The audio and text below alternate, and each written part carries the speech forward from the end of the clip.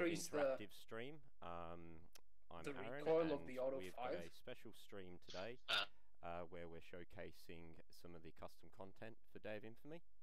We'll be starting off with the Total Conversion Screaming Steel, which will be released later on this year. They're saying the summertime, so it will be coming shortly. And we have the developers in Discord who will be answering your questions as we show off all their hard work. So let me jump in now and introduce you. Hello everyone. Hello. And Hello. we have Ashton, the lead developer of Screaming Steel. How are you today, mate? I'm very good. How are you? Excellent. Looking forward to jumping in game here. So we're just showing off the ModDB page of Screaming Steel. Do you want to tell us a bit about your mod? Well, the mod started out a long time ago.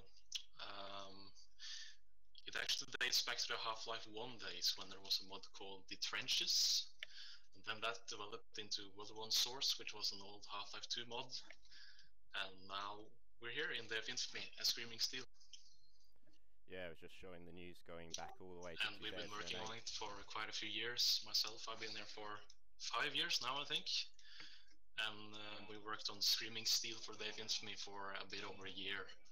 And now we're here, almost ready for a release. Exciting stuff. Yeah, we've shown just here that you go all the way back to 2008.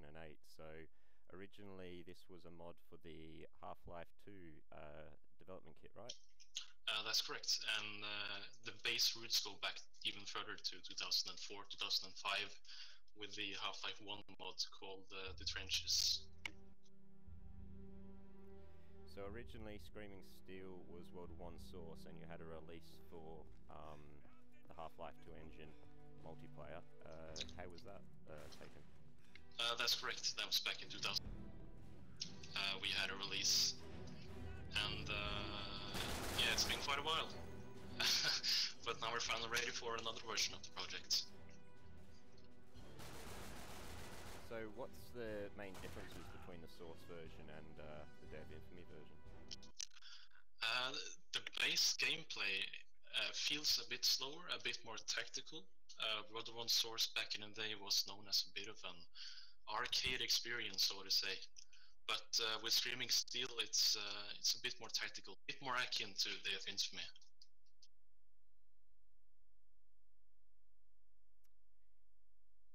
Right, well, let's jump in game. Gonna jump in game now.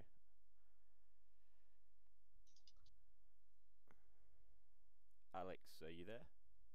Yeah, and this will probably be the first time a lot of people have gotten a look at Screaming Steel. What is some of the differences between a World War I based game and like Day of Infamy? You mean the differences between WW1 Source and like this game? Yeah, like how what are some of the improvements that you made on top of the game, and what do you think like the gameplay differences between like Day of Infamy and Screaming Steel are like? Well, the main difference is the game modes, I feel, and the general pacing of the combat.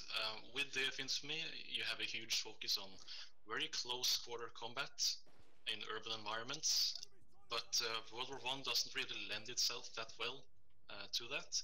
So our maps are much bigger, and the most dominant weapons now are long-range rifles and machine guns.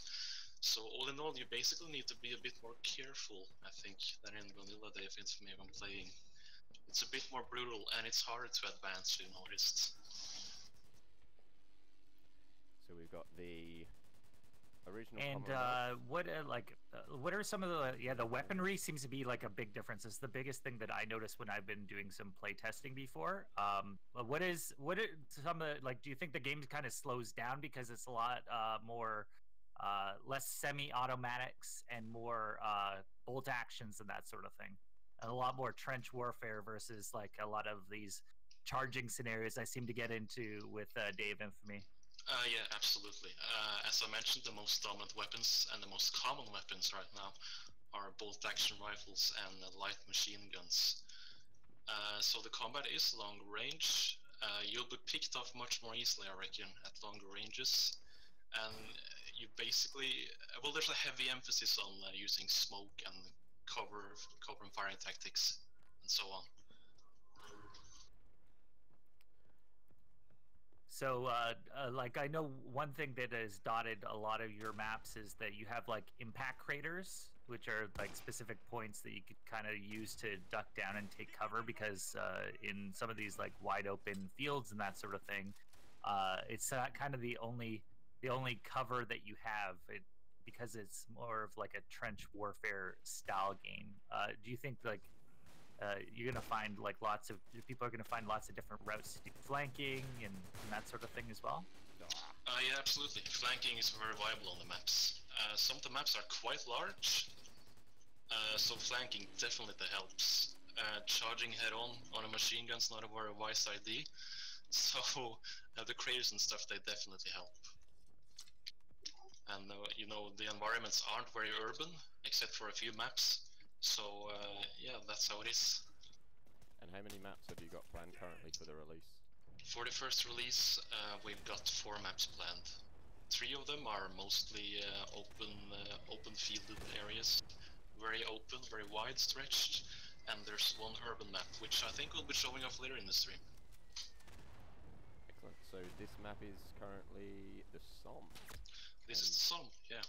Any fans of WW1 Source who played it back in the day will probably recognize it.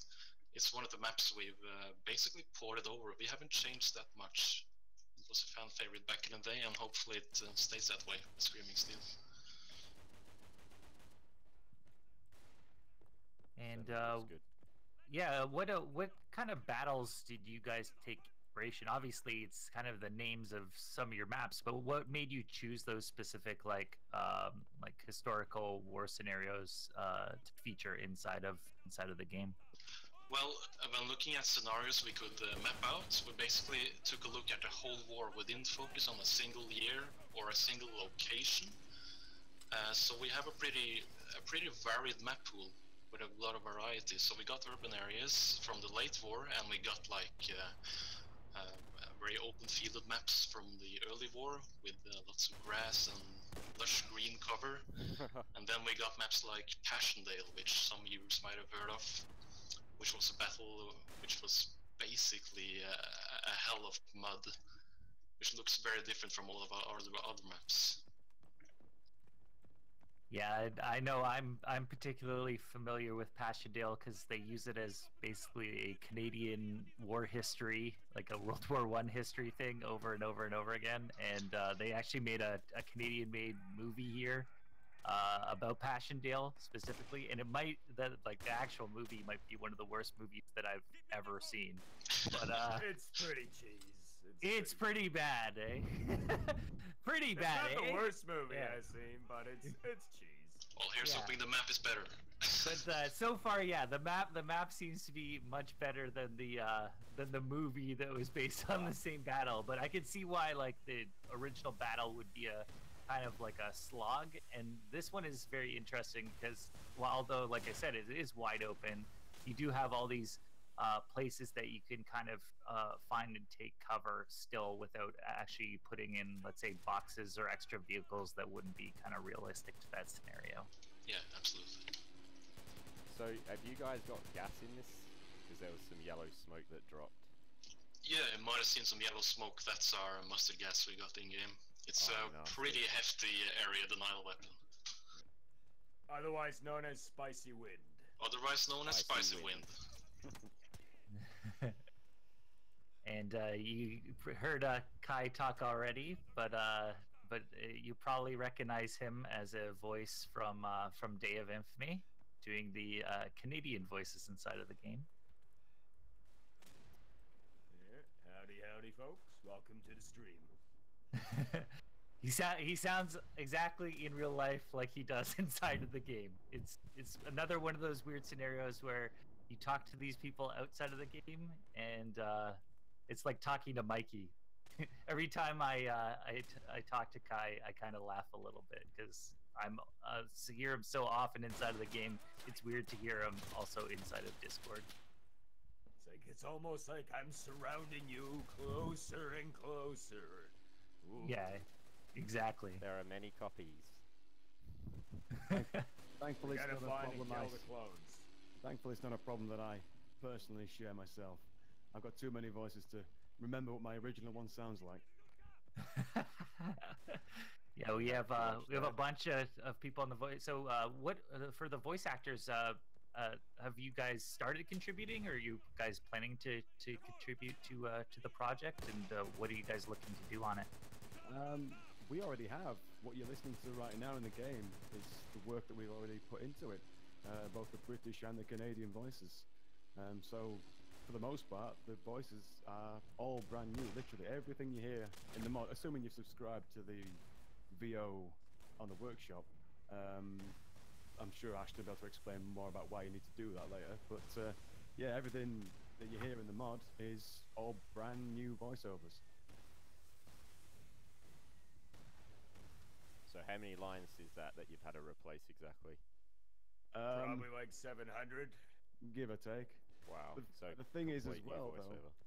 The thing is as well, just because of a current technical limitation that is going to get looked at some point, there's actually more, or there will be more VO or more variety than you'll be used to in Day of Infamy than you can currently hear right now in the mod. So there's actually more to it than is actually possible at the moment. So hopefully some point down the line, we'll be able to sort of expand on that and sort of make it a bit more immersive, and you won't be hearing this, the same lines repeated more often. So it should sound pretty cool, I think. Yeah, lots of new to get on the functions. Commonwealth side and have a listen to your hard work. Yeah. Lots of new functions will be added as well. So, as George stated, so like we have like gas stuff and choking sounds and all sorts of things. Will be need to be implemented soon enough. But once that's fixed, you guys are gonna have a blast listening to me and George puking our lungs out and just garbling into the soil. Yeah, we recorded like specific lines towards the new planes that fly in, to the gas, choking from the gas, dying from the gas, lots of things to do with gas, in all fairness. But yeah, we did record a lot of very specific things. I mean, if you listen to the capturing of the points and the objectives and such, they're referred to as their old phonetics, like apples and butter and all that stuff, rather than Able and Bravo. Well, I think it's Bravo, Baker, sorry, rather than the old ones. So we tried to sort of, be as accurate, I guess, if you want to call it that, as possible.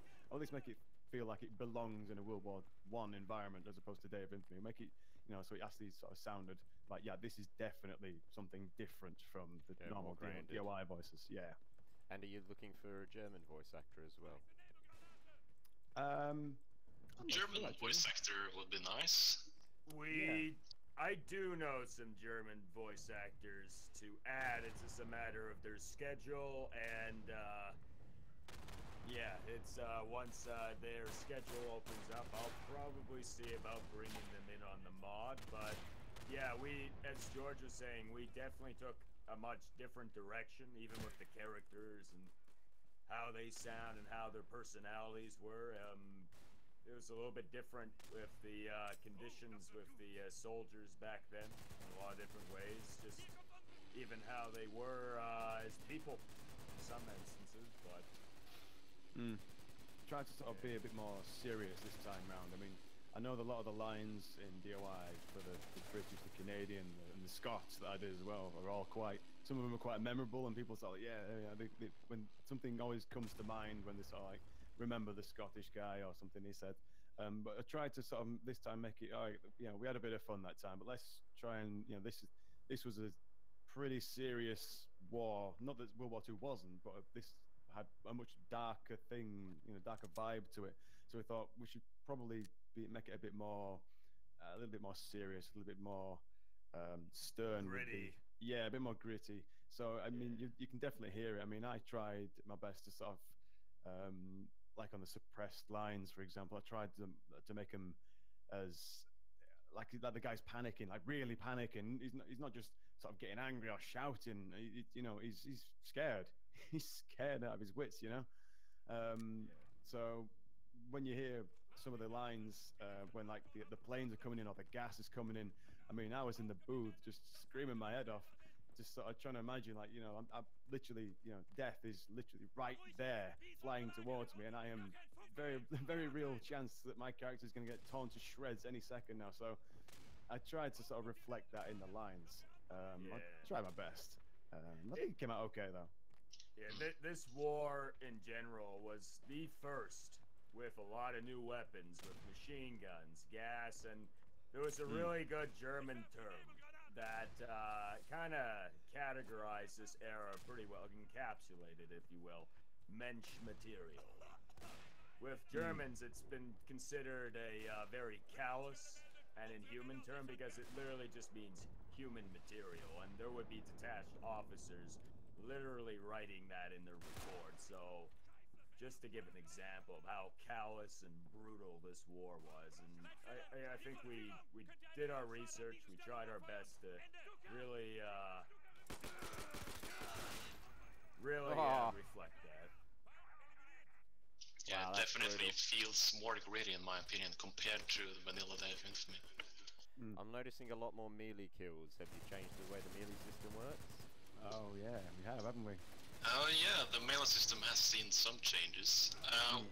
Basically, we've changed it up so that there are melee weapons that will kill with 1 hit, and there are still melee weapons that will kill with 2 hits. And the bayonets are still very popular, because you don't really have a lot of close quarter options apart from, very few SMGs and shotguns, and the bayonets, of course, for the riflemen. And the bayonets are 1 hit if you charge them up, so they're used very frequently, we've noticed during testing. Yeah, I've had my head bludgeoned in quite a few times. Not watching Yeah, some of the trench clubs, the really heavy ones, the two-handed weapons that you see, you get up close to someone with that, and that's I it. just saw someone got knifed. That was me. I knifed one him. clonk and that's it. Lights out. Yeah. I love the radio man with the spool on the back. Yeah, the field telephone, yeah. The field phone. Field telephone. Or the wire basket, as we call it internally. Yeah. I require field Literally a telephone. spool of wire. Yeah. Yeah, you had to sort of get creative with how to actually implement the radio, because that wouldn't really happen in World War One. You would actually literally have guys who would call the wire basket for a reason, because they were literally taking that and laying the wires down from point A to point B.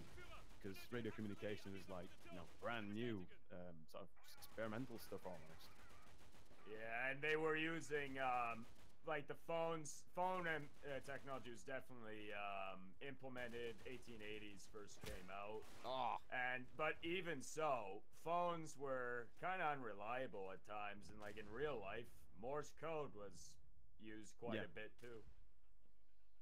Yeah, that's the thing I really find interesting about the mod when I was playing it, is that, like, basically they knew all the elements that they wanted inside of a battle, and you can see, like, basically the progression, like the pre-progression between like the ones that are in World War II and the ones that are World War One, and some of the stuff just seems wacky now, even like within that small gap of time between World War One and Two. Like, I don't think weaponry has evolved so much the last, I don't know, 20, 30 years as it did that time in between World War One and World War Two. It's just interesting to see these, like, older wacky weapons, like the hairbrush and that sort of thing. Even in World War One itself, it progressed so fast. It was one of the most innovative lightning development wars. A lot of people think that World War One was this stagnant trench conflict. In some ways it was, but the amount of new tactics, new weapons, and new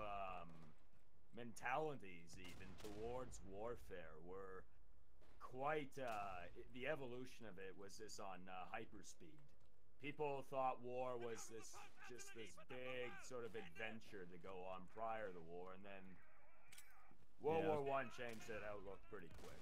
Yeah, by the end of it, people regretting every single decision they made. I mean, like we were saying about the weaponry, I mean, to the point you could see the progression, where you have one side coming up with one weapon, then the Commonwealth will come up with a counter, and then the Germans would come up with a counter for that within the same year, for example. Same month even. Yeah, and some of the designs are just so. I mean, we're used to. I mean, obviously we're now used to sort of like our modern carbines and assault rifles and all that kind of stuff, and for the most part they all have a very similar mechanism. But if you look at the way a lot of the weapons back in World War I worked, you were seeing magazines sticking out of all kinds of angles, and you were seeing crazy attachments and bits and bobs that just, you look back at them now and you think, what the hell were you thinking?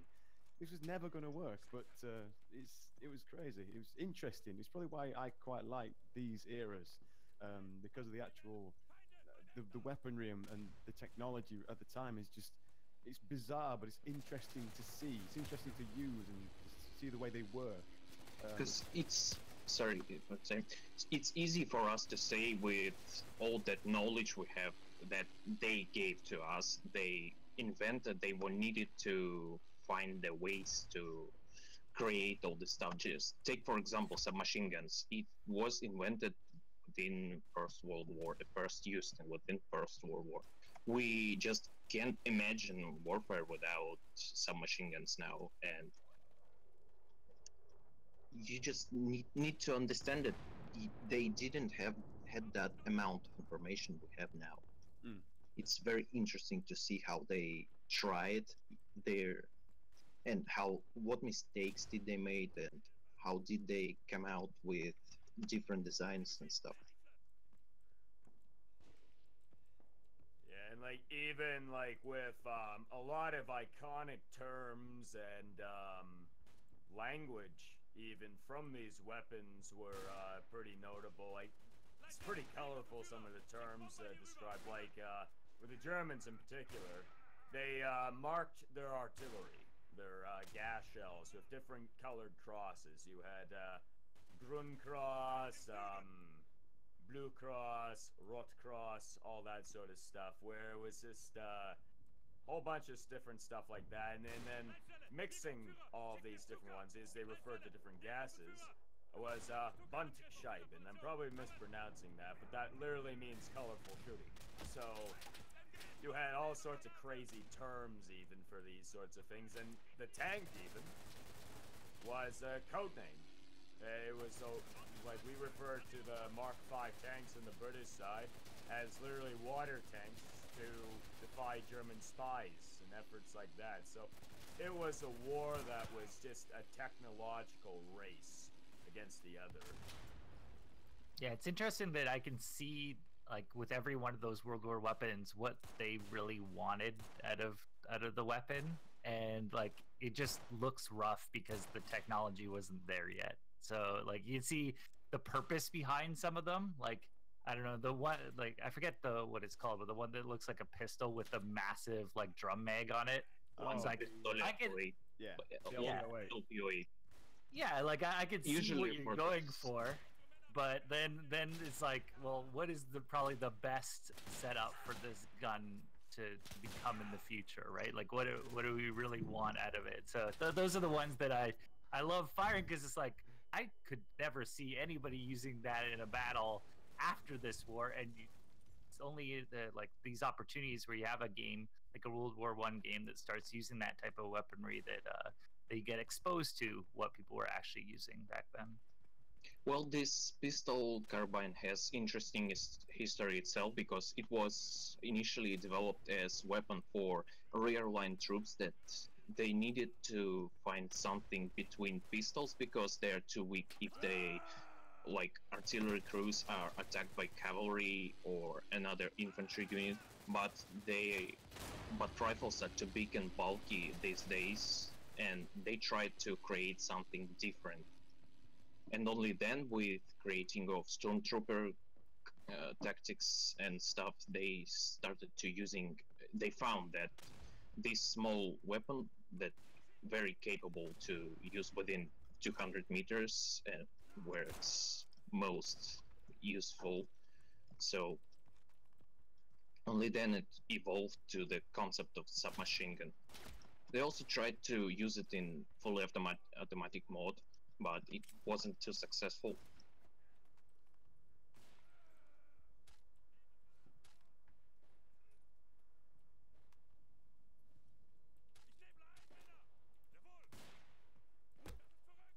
center point's so hard to get.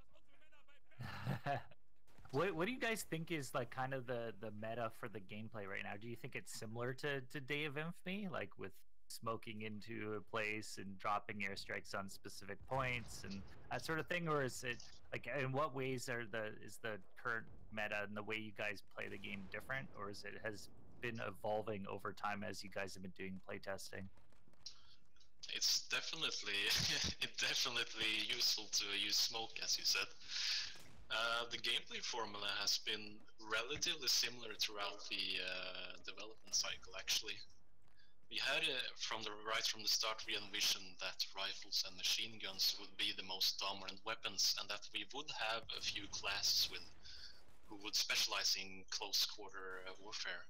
Each team has like 2 offensive classes, and the rest of them are mainly static classes aimed at long-range fighting.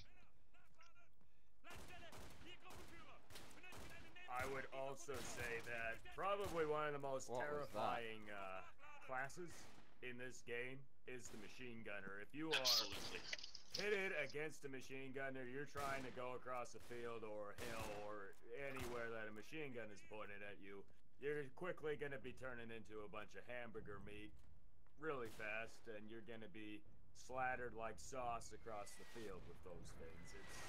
They're not a joke in this. They're also surprisingly accurate. They can hit you across the field. Lots on the right flank here. Yeah, you definitely need to keep an eye out for enemy machine gunners and really work as a team to knock them out, because they can wreck you pretty easily. Yeah, especially obvious given that the amount of automatic weapons in the game is like, what, 3? There's like 3 fully automatic weapons, and that's it. Everything else is single shot, or it's a pistol. Or bottle action or a pistol, sorry. And as far as range is concerned, you are, unless you're a really, really good shot, you're not going to outrange a machine gun with a pistol. So, yeah, you're going to have to sort of coordinate.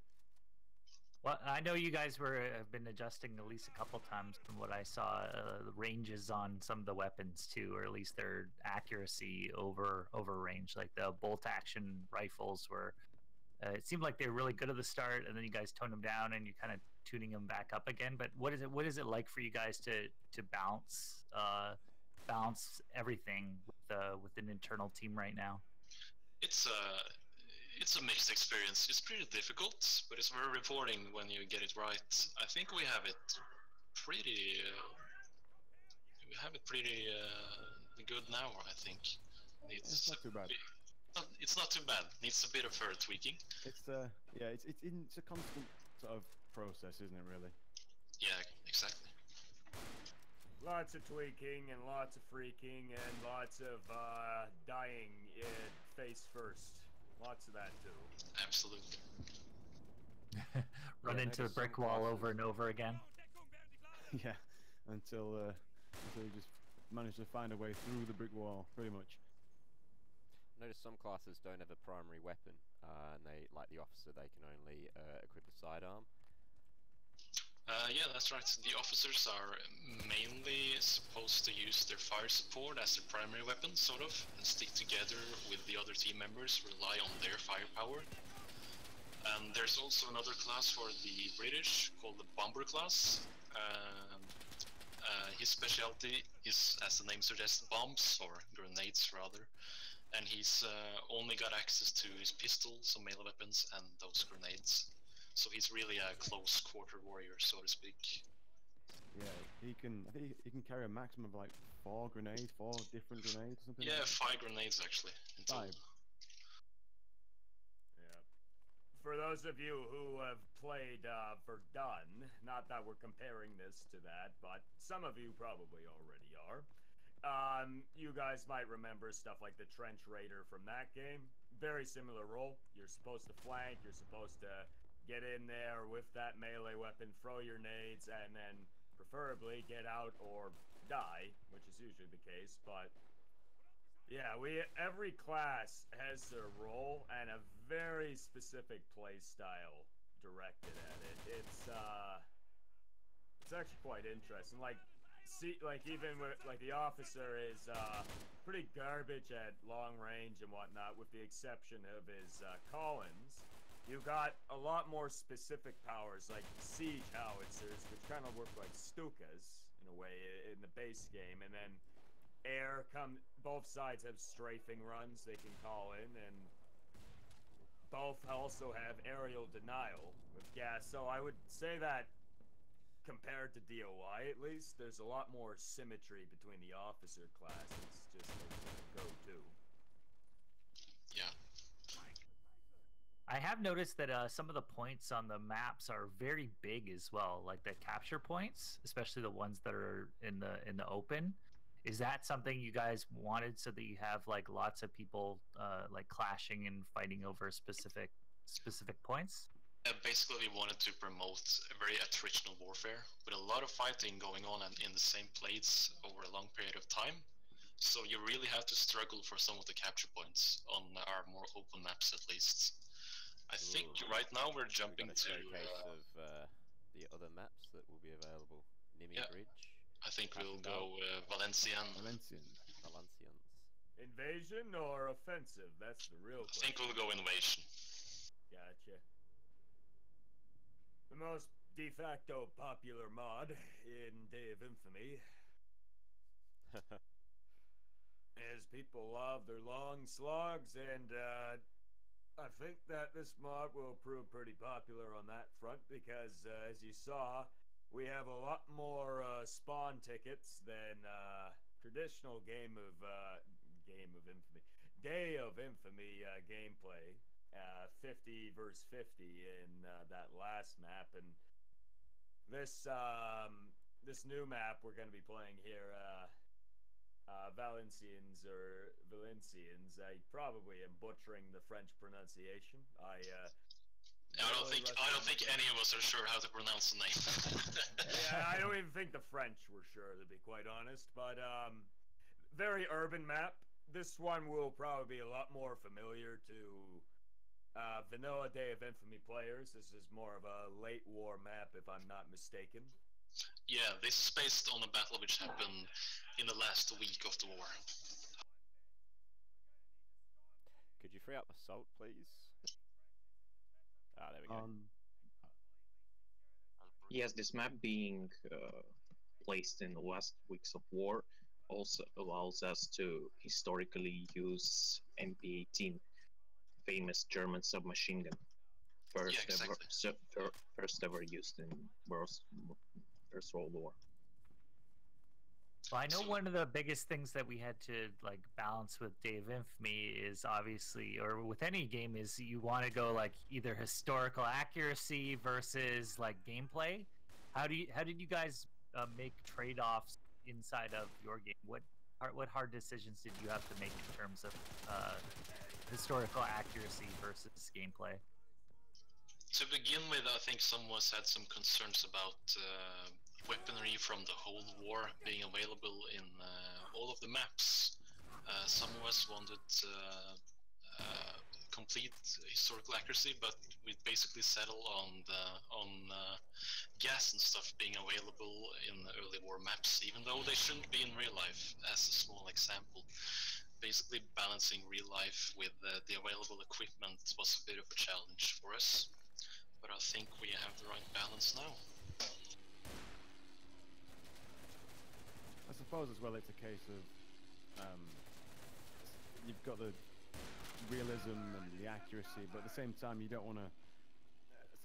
accuracy and realism can make for a bit of a bland experience on occasion, so I think having... bland or frustrating. Yeah, so I think obviously finding the right balance is the case of if this particular feature or weapon is just too interesting or too fun to use or whatever the reason whatever compelling reason it may be, to keep it in there, like the gas, for example. I mean, rather than sort of having it say, I don't know, if it was even technically possible just on one map, but on the rest of the map you couldn't use it as an artillery calling, then you'd be a bit like, well, that's like a huge feature that we just can't use.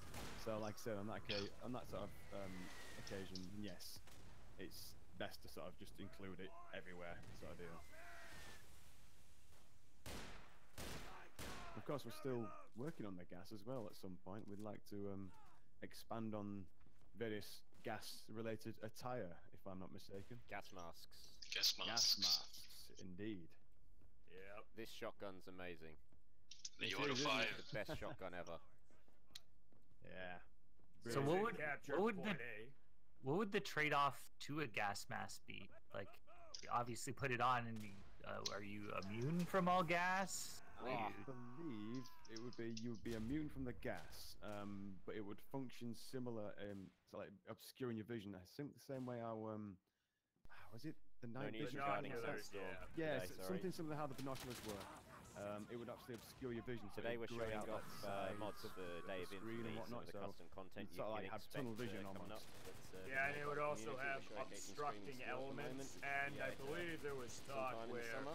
where in real life, the gas masks used by both sides would have a tendency to fog up, and they would have condensation. Men would sweat inside of them, become uncomfortable, and there was a talk where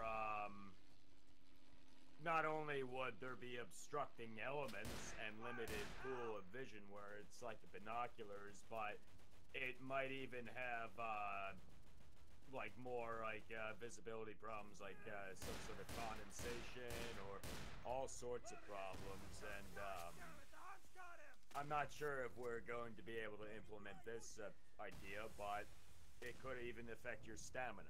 But that's a matter of us figuring out the technical side. Yeah, lots of interesting stuff to do. Oh, the flamethrower is terrifying. Oh my god. Some things never Isn't it change. always? It's also interesting to know that flamethrower, in comparison with vanilla Day of Infamy, kind of feels more powerful because there's way less weapon that can answer, that can do anything against it in close quarters. So a lot of people I don't know, the when shotgun, joined our playtest asked if we buffed or somehow significantly buffed flamethrower, and answer is not much, because there's nothing to go against it. Almost. It's like Well, yeah, it's fire. So, yeah. I mean, unless you've got a water bucket, Pretty much. DLC. It's not quite like how like in Day of Infamy. I mean, if someone came up to you with the flamethrower, and let's say you had a Thompson, and you could just kind of spray and hope you hit him, you haven't got that option. You know, if you manage to get that lucky shot in, and that single shot from the rifle, and you manage to hit him, you think, oh, Jesus, that was lucky. I nearly got roasted there. But if you miss, that's pretty much it. You are dead. So your option is You to turn into run. a roast. Yeah, you a run. steamed ham. But yeah, it's funny too, because we were mentioning the water bucket thing, but the only side in this, the only faction in this mod, by the way, that uses the flamethrower is the Germans, which is historically accurate too, because the Germans were the only ones to employ the flamethrower in World War I effectively. The WEX, as it was called, and they used firemen, ironically, as the main deliverers of this new weapon. They would train firemen, and they would have specific. It was just like a kind of progression of art, like a division to a battalion, and so on and so forth. And these WEX divisions and then battalion and so forth were definitely one of the most experimental parts of the war. And they had a lot of success in that, even if they didn't actually kill lots of men in the real war, in the sense of most of the deaths in WEX attacks were actually from men shooting the guys running out of the trenches, because if you see this wall of flame approaching your position, you're bolting it.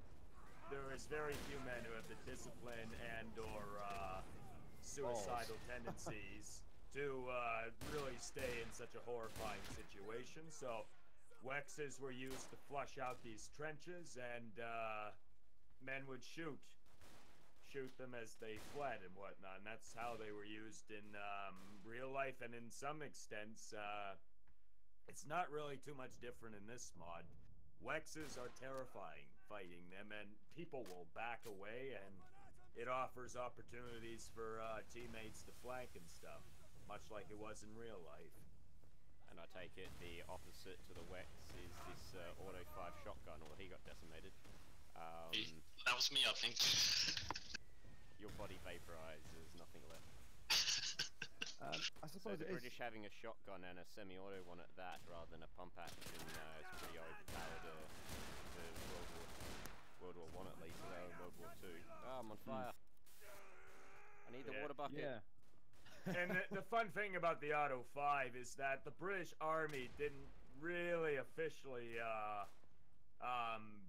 issue Adopt it, shotguns to yeah. the troops. Yeah. They were just civilian weapons that soldiers brought in, because World War I was also I'm sure it happened in World War II to some extent, but World War I was really a case where you saw personal arms brought in quite a bit. Like you would hear of stories of things like the 200 or odd some Pritchard bayonets that would be made, or Auto 5 shotguns and stuff, which the Germans hated. The Germans despised any form of shotguns that the Americans and the British brought over and the Canadians brought over. They were trying to get them banned, actually. Yeah, it's flamethrower is humane and a shotgun isn't. It is quite ironic the fact that they would use that as an argument. You know, that a 3 or 5 round shotgun is more inhumane than a big barrel of burning oil sort of being spewed in your face. But go figure. I guess that's a German thing. Have you done new fire screams? I have. Yeah, They most sound different. definitely have. I'll have to check the British out next. Yes, go incinerate some of my brethren. Yeah, we need, like, incinerate some of our clones right now, and you'll hear their agonizing screams. 10 out of 10 immersion. Yeah, what's it like killing yourself over and over again? Satisfying. Yeah. I like killing myself at this point. It's quite zen, actually. Yeah, like, we actually, you see, me and George, we have an audio mixtape with all of our death screams, and we put it on, and it helps us sleep at night. It's one of those We have things. some questions sort of here like, from the community. When's this release? The age-old question. When it's I done. think we're aiming at a public release sometime early this summer. That seems realistic at this point. Yeah, it's certainly shaping up really well. yeah, just a few more little bits that we may or may want to add, I guess. Yeah. See how that goes, though.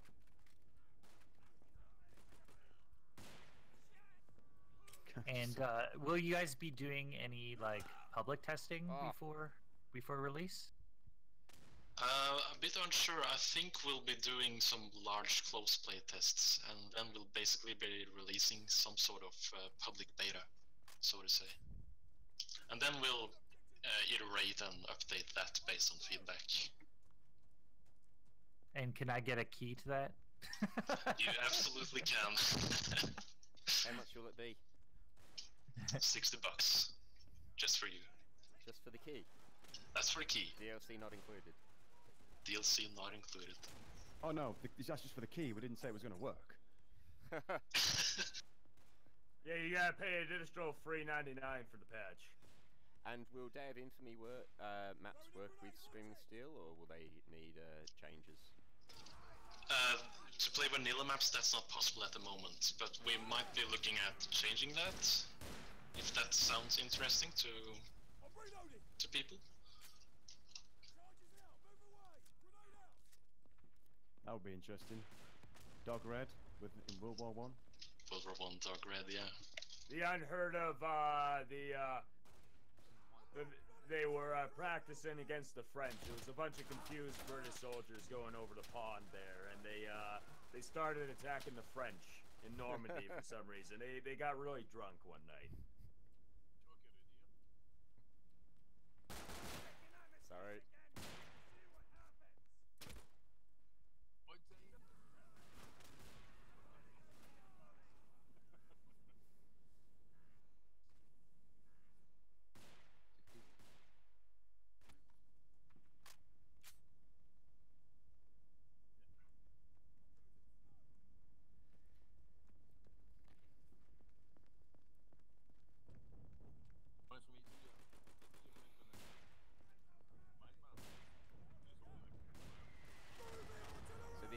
contrasting to the Somme being close quarters.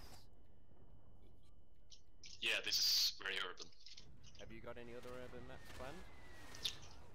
We want to do some more urban maps. I have a few ideas of my own at least. We will release maps and stuff later on after release. But for the first release, this is the only actual urban map.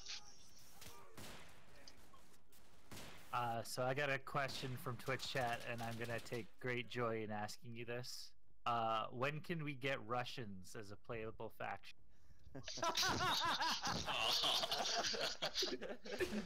Well, that's after we add the Japanese. Yeah. And the French. And the And French. Italians. And Italians. And last but not least, the Yankees. Of course. We're gonna import a baseball team in here. We're not actually adding the Americans. We're just gonna add a bunch of guys with baseball bats. You got brass knuckles? Historical accuracy. Who gets the brass knuckles?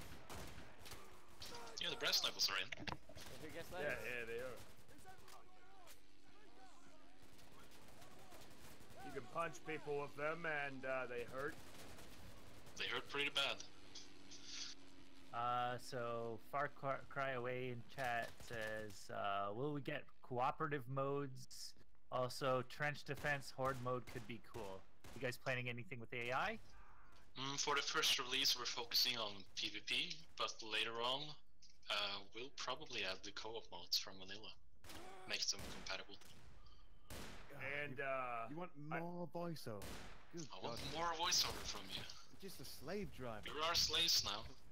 well, I'm happy that I at least got the bots and their voiceovers done on my end, so I'm a happy camper in that instance. But yeah, the bots, like in our internal playtests, we often flesh out with bots as well, and they seem to operate fine on that note. So I don't think it'll be too much of an issue really implementing them.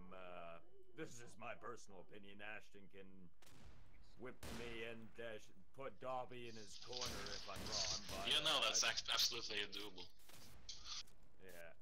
I think bot, you will see some bot-on-bot action, and you'll be able to see all the fun stuff, them spawning hordes at you, and then you getting caught in those spawns. Like it's like Flak Term all over again.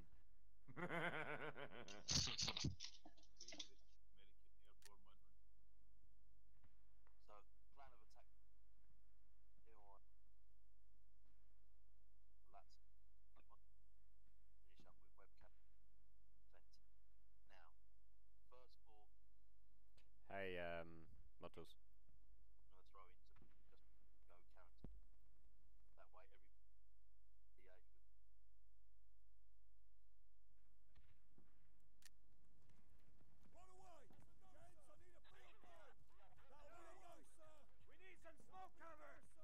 It would be cool if we could add some new categories for the voiceovers, but I'm not sure how that's possible.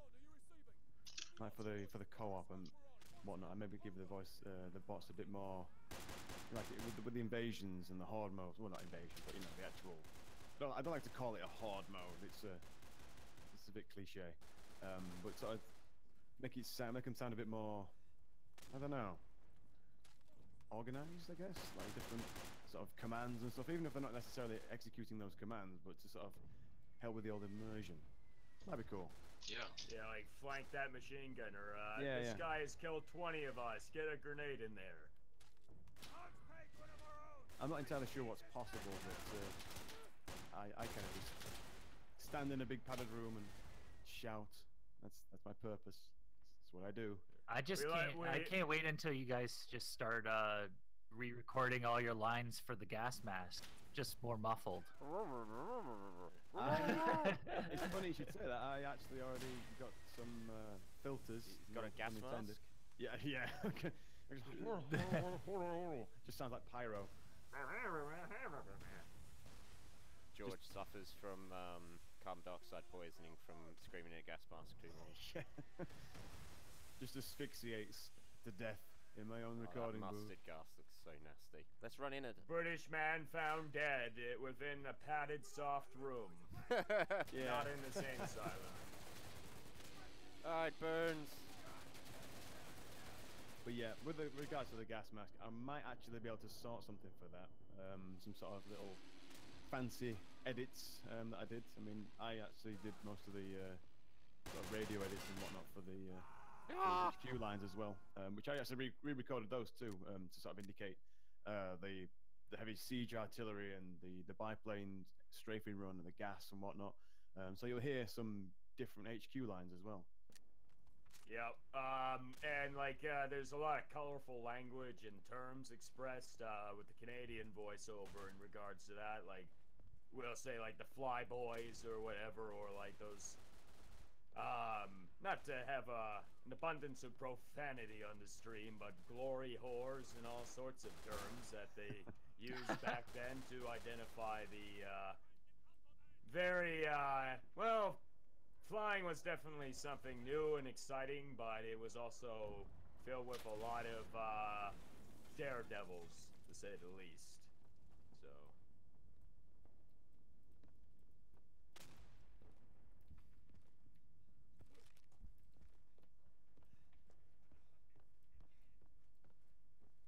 Ah, Hold up, I gotta boost some. of the charred boys in radio men. This can't be a good Discord place. here. It's output device, yeah. No, it's not output. Okay. Kai's losing his mind. I'm just boosting that's the volume of Discord. And yeah, I already lost my mind. I'm not even sure I had a mind to begin with. Look at these people. Yes, he's just a vessel for facts. I would say more a vessel for misinformation and weapons of self-destruction, but we'll go with that too. You showcased in a past update other nationalities being involved. What other ones were under consideration? Could you repeat that? I was just saying there was other nationalities that you showed in a screenshot on your ModDB page. Yeah, we have Canadians and British soldiers now for the Commonwealth faction, and a while back we had Australians and Indians planned. They're still planned, but they'll be coming after the initial release. I mean, even then it's a little bit awkward because obviously adding them is fine, but they won't have the right dialogue, strictly speaking, because at the minute we don't really have any Australian or sort of Indian actors to do that sort of VO. Yeah. On the other hand, depending on how much work it takes, maybe, big maybe, French, maybe. Yeah. But Big we'll maybe. see. Yeah, I do know some voice actors that could handle French and also the Australian and German when we get to it, but again, it's just a matter of their schedules and when they're available and free. So as George is the audio edits man, I'm usually the connections man when it comes to hooking people up in that sense. Yes, obviously, because when making mods, it's not like it's your main job and you need to find your free time to make stuff. Yeah, it's me and George and everyone on the team here. We labored this out of love, sweat, and cussing at each other in terms of throwing bullets and beta testing and stuff, and we did it all for free. Is the thing. Yeah, it's pure passion. It's a hobby, basically. Which in all fairness, sort of doing the same thing that we did for Day of Infamy, and doing it again for nothing. Don't ask me why I did it. Go figure. For the love of the game. For the love of Yeah, the no. game. Very For the passionate love of about you guys shouting stuff. and sounding like we're dying and constipated 24/7. Yeah, it's fun. I won't deny it. It is fun. Yeah. you're hard pressed to sort of like turn down like fun things like this as a voice actor because you kind of just drawn to it, whether you get sort of paid or not. But yeah, it's what we do. It's the path we have chosen. Could someone just release the flamethrower so we could show that off? Somebody asked when will we be able to play this? Soon. What's the thing that Mikey says? Is it tomorrow? When it's done. When it's done. No, But our yeah, usual as response mentioned, Or as mentioned, yeah. Oh Well, man, now that you guys canceled the single player storyline, it'll be out tomorrow, won't it? Yes, it will. Okay, yeah. good. It reminds me of another mod maker we worked with in the past, you, where Trollbacker. he would be just like either just no or soon trademarked. It's Valve the Isn't it's that Valve? yeah, well, like I was referring to Hunter there. Oh. But, Yeah. But Hunter Sounds like kind of it is.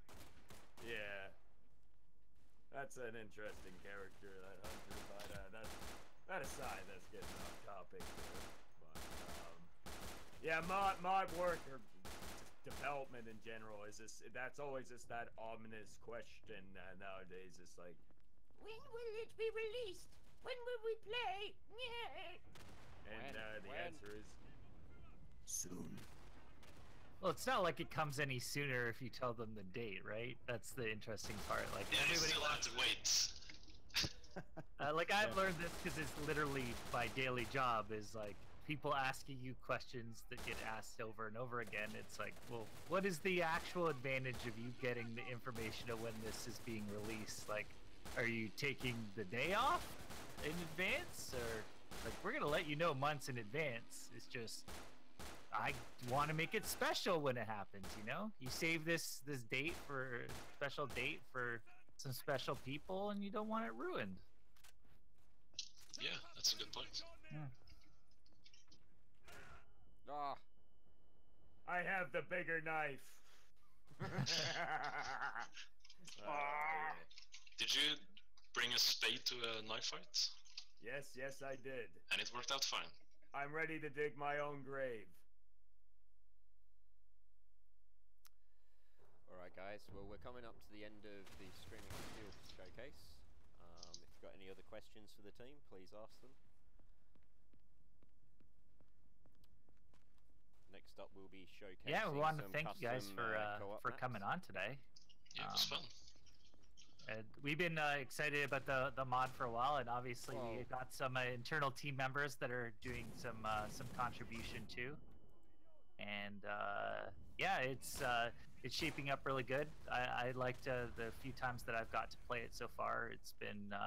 It's been very different from my regular Day of Infamy experience, and like I said, I love the weird and wacky weapon. It just makes me smile every single time I see these huge drum eggs sticking out of these small weapons. Yeah, there should be a muddy map.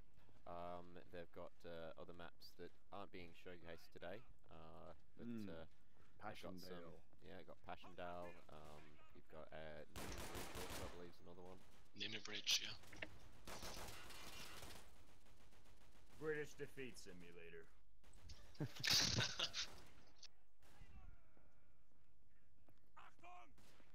Which isn't far from the truth playing it, because some of the artillery stuff needs to be worked out a bit with the It's fixed. It is fixed. We fixed it with the artillery destroying the radio objectives and whatnot. Yeah, this landing that, as Ribs titled it in the voice files for referring to the howitzers, the big F off, the big F cannons, as he called it. The FU cannons. Yeah, pretty much. Which is pretty accurate as to how we feel about them sometimes. But, yeah. Oof. I just died. Roblox.mp3 def sound. It's all up to Arden now. Can he hold off the British Army? No, he can't. No. Damn it! Not against the Irish. Good try, Wayne. Good try.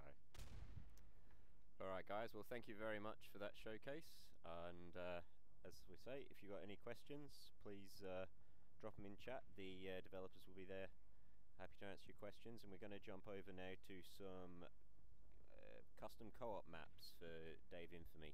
But you'll probably still hear the custom VO because it will play through Dave Infamy. Yeah, I made that mistake. I think it was this last stream, like yesterday. I accidentally did not disable the the custom audio, so you got a little bit of a preview to the to Screaming Steel yesterday. Other people are wondering what the hell. Well, as if they noticed it. Do you think they noticed it? So yeah, we had one or two notice it actually on stream. All right. So yeah, They like, noticed our work. yeah. We're recognized. Got an open mic in. Sorry about that, stream. Screenshot in a promo image. People will notice. It's kind of cool. People pay that much attention, right? Yeah. Indeed. Yeah, unfortunately, stream's gonna miss Nimi Bridge, where the uniforms actually changed for the Germans. But That will be a tease then for the release. yeah. All right, I gotta move over. Alright, yep, so we're going to just move over now. Just bear with us, stream, thank you.